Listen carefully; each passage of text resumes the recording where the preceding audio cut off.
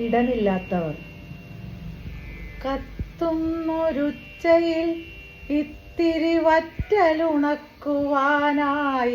പുറത്തിറങ്ങി ഇടനാഴിയിൽ കടന്നപ്പോൾ കുളിരാർന്ന കാഴ്ച കണ്ടിത്തിരി നിന്നുപോയി.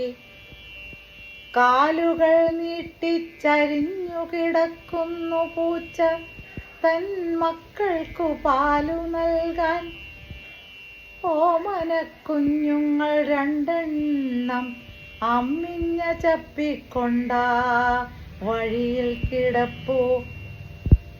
പാദപതനം ശ്രവിച്ചതമ്മാത്രയിൽ തലയൊന്നുയർത്തിയിട്ടു നോക്കി എന്നെ. തല്ലല്ലേ എന്നെ ഓടിക്കല്ലേ എന്നാമോ കണ്ണുകളിൽ ക്ഷീണയാചനകൾ.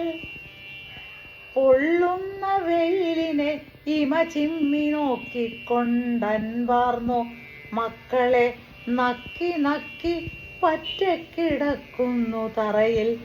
ഇടയ്ക്കിടെ ഞെട്ടുന്നു ഫ്ലാറ്റിലെ കൂട്ടങ്ങളിൽ. ഫ്ലാറ്റാണ് മറ്റുള്ളവർക്കെല്ലാം ഉപദ്രവം വീട്ടുമൃഗങ്ങളെ പോറ്റുന്നാകിൽ. പൂച്ചയ്ക്കു ഭക്ഷണം നൽകരുതാരുമെന്നുഗ്രമായി ശാസനം കൂട്ടായ്മയിൽ. 30 വീടു ചേരുന്നൊരീ ഫ്ലാറ്റിലെ ഏതോ ഗൃഹത്തിലെ ബാൽക്കണിയിൽ പെറ്റതാണീ അമ്മ. കുഞ്ഞുങ്ങളോടി നടക്കുവാനായല്ലോ മാസമൊന്നായി.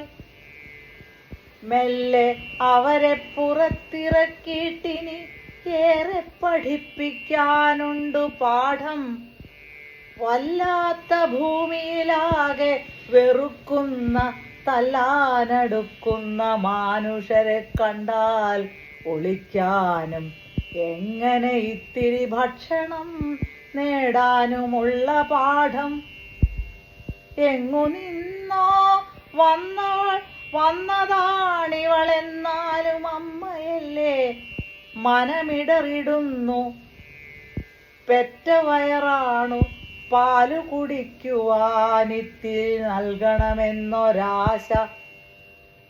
ഭക്ഷണം നൽകുവാൻ ഇച്ഛയുണ്ടെന്നാലും അമ്മിണി എന്നെ നീ മാപ്പാക്കുക.